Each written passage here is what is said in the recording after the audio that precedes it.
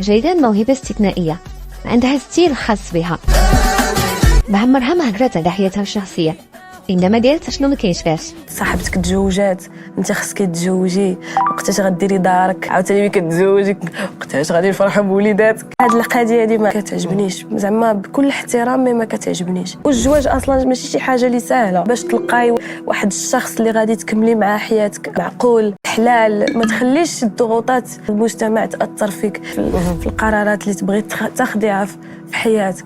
باقي حد الان تنشوفوا مالوغيزمون تحرش، باقي كنشوفوا تنمر في الزنقه. ما تعجبنيش نشارك بزاف ديال الحوايج شخصيا في لي ريزو سوسيو. ما تنبوستيش بزاف في لي ريزو سوسيو.